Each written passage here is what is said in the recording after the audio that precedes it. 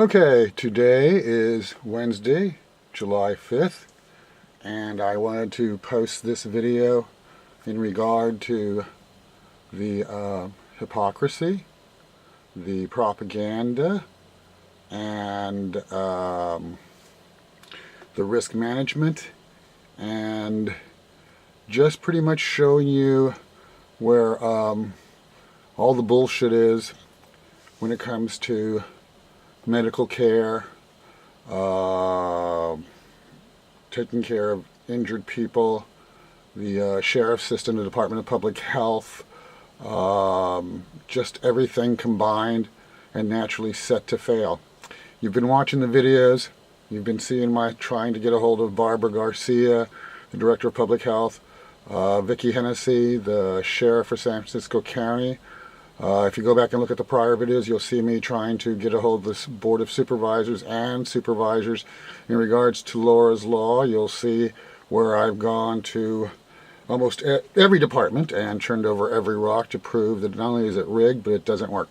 Let me read you part of this article that came out today, this fluff piece that basically says, oh, look at us, you know, we really, really, really care, but yet when the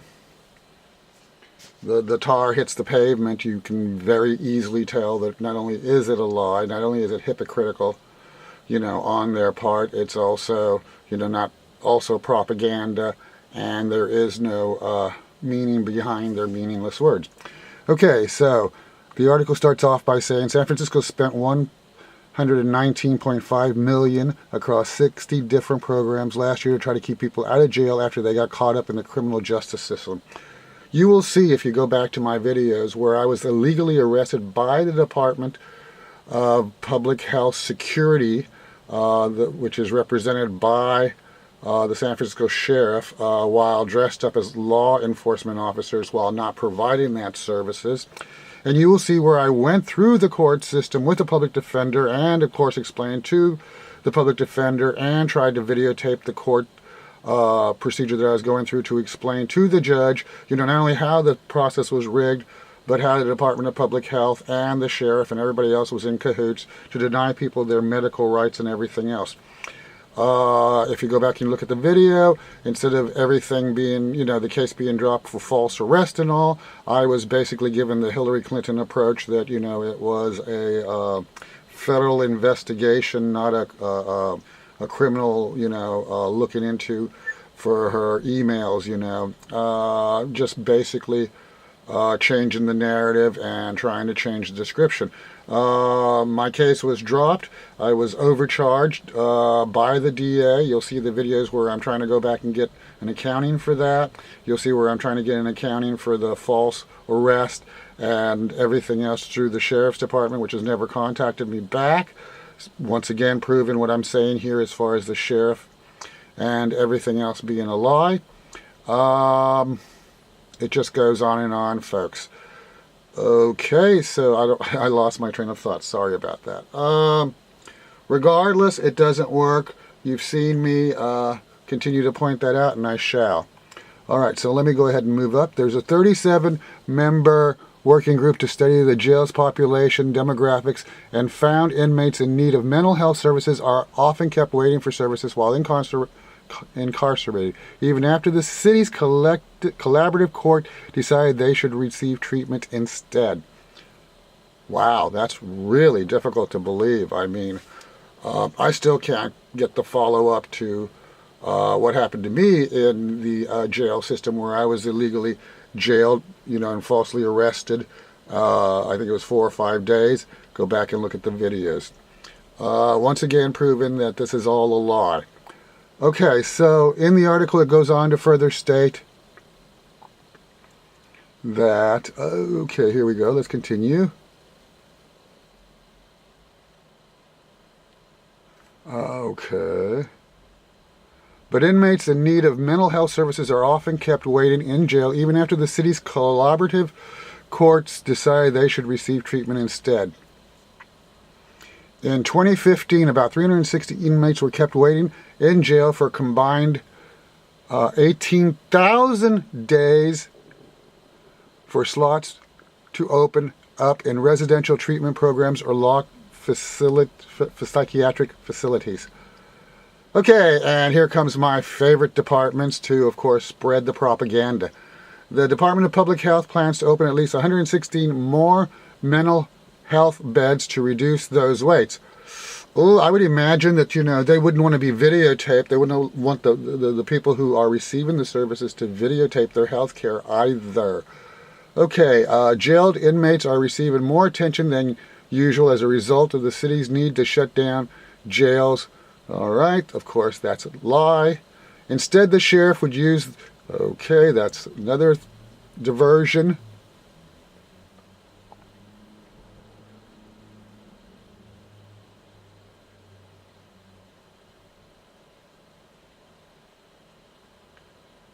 Okay, Public Health Director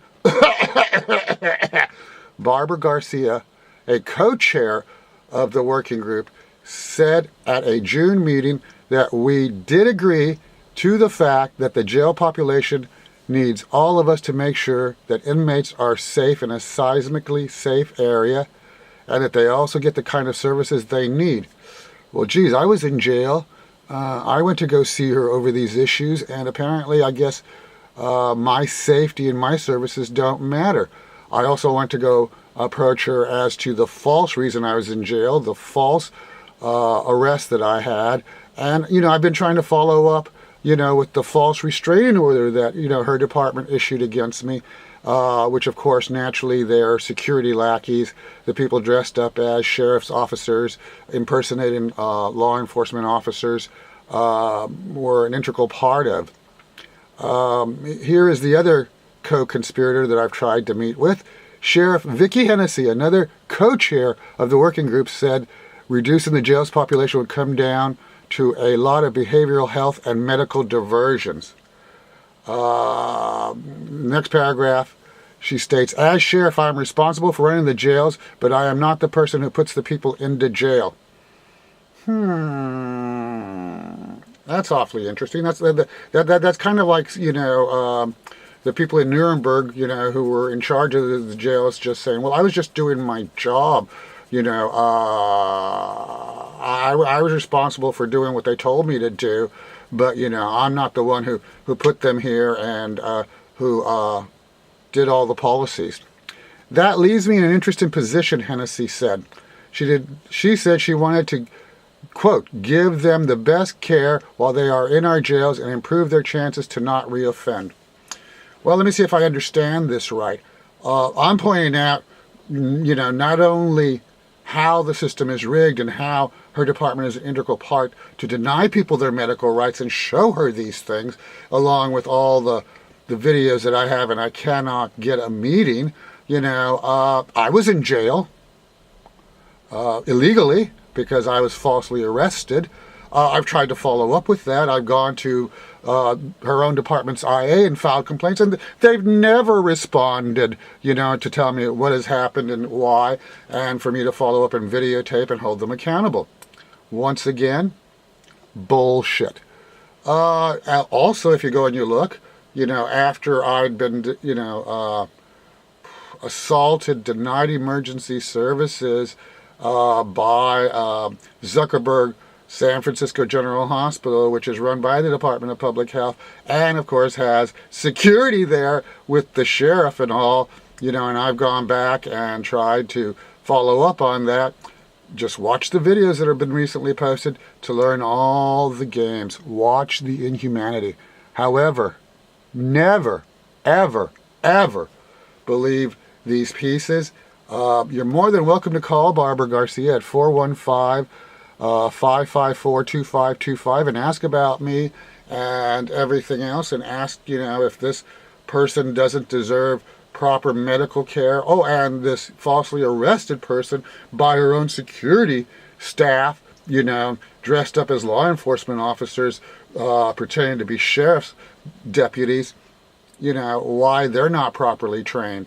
You might also want to call 415-554-7225 to speak with the sheriff and find out why I've not been granted my appointments, in lieu of all the videos that I have, to continually point out what the truth is.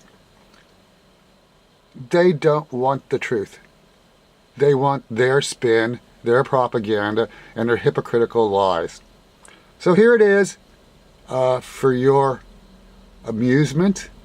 Enjoy, give up all hope, and realize that you're next. Thank you. Bye.